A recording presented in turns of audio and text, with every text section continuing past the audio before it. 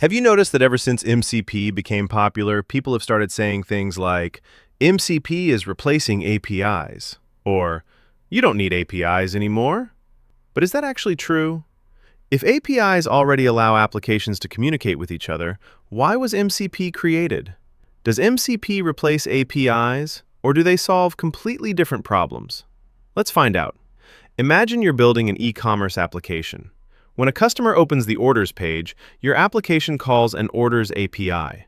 The API returns the order details, and your application displays them on the screen. Now, suppose the customer places a new order. Your application calls a Payment API. Then it calls another API to update inventory.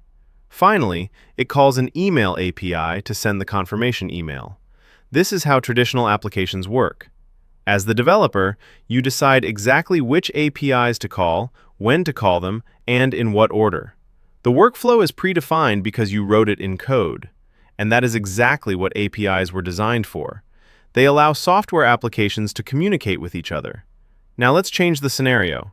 Instead of clicking buttons, imagine the user asks an AI assistant, "Find my latest order and email me the tracking details." This is a very different problem. The AI model can understand what the user wants, but it doesn't know which APIs exist. It doesn't know which API should be called first.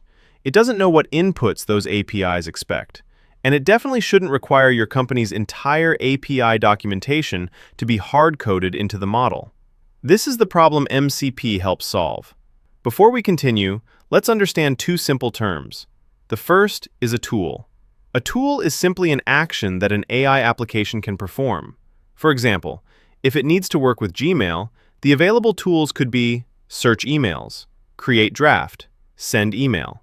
If it needs to work with GitHub, the tools could be get commit history, create issue, or create pull request. Think of a tool as a capability the AI model can choose to use.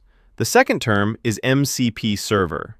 An MCP server is a program that exposes capabilities to AI applications using the Model Context Protocol. It can expose tools, which perform actions, and it can expose resources, which provide information such as files, documents, or database records. For example, a Gmail MCP server could expose Gmail-related tools. A GitHub MCP server could expose GitHub-related tools. The AI model does not directly integrate with Gmail, GitHub, or your internal systems. Instead, the AI application connects to the MCP server and discovers what capabilities are available. Now let's go back to our e-commerce example. Suppose your company already has three APIs, a customer API, an orders API, and an email API. You do not replace these APIs. They continue working exactly as they always have. Instead, you build an MCP server that exposes three tools: get customer, get latest order, send email. Now let's see what happens when the user asks, "Find my latest order and email me the tracking details." The AI application connects to the MCP server and discovers the available tools. It also receives descriptions of what each tool does and what inputs it requires. Based on the user's request, the model can then select the appropriate tools. It may first use get customer, then get latest order, and finally, send email. Behind the scenes, these tools can still use your existing APIs. Get customer calls the customer API. Get latest order calls the orders API. Send email calls the email API. Nothing in your existing systems needs to be replaced. MCP exposes your existing capabilities as AI-friendly tools. And this is the biggest difference between APIs and MCP. With traditional APIs, developers decide the workflow and write it in code. They choose the endpoints, define the order, and control every step. With MCP, developers expose capabilities as tools. The AI application can then make those tools available to the model, allowing it to choose the appropriate ones based on the user's request. There is another important difference. When developers work with APIs, they usually discover what is available by reading documentation. They search for the correct endpoint. They understand the request format. They handle authentication. And then they write the integration code.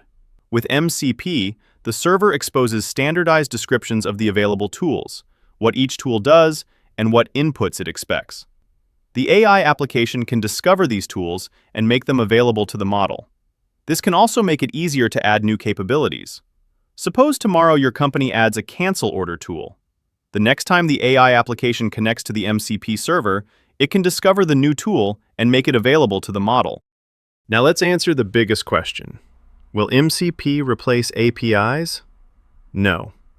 MCP does not replace APIs. In fact, many MCP servers are built on top of existing APIs. Think of an MCP server as an adapter between an AI application and your existing systems. Your existing systems already know how to perform business operations. The AI model can understand the user's goal, but it does not know how your internal systems work. The MCP server bridges that gap. It exposes your existing capabilities as tools that the AI application can discover and use. So when the model selects a tool, the AI application invokes it through the MCP server. The MCP server then performs the requested operation, often by calling one or more existing APIs, gets the result, and returns it to the AI application. In this example, the existing APIs still handle the communication and business operations between your software systems. MCP simply gives AI applications a standardized way to discover and use those capabilities. So the next time someone says MCP is replacing APIs, you'll know the truth. MCP does not replace APIs. It makes them easier for AI applications to use. APIs remain the foundation of software integration, while MCP provides a standardized way for AI applications to discover and use those existing capabilities.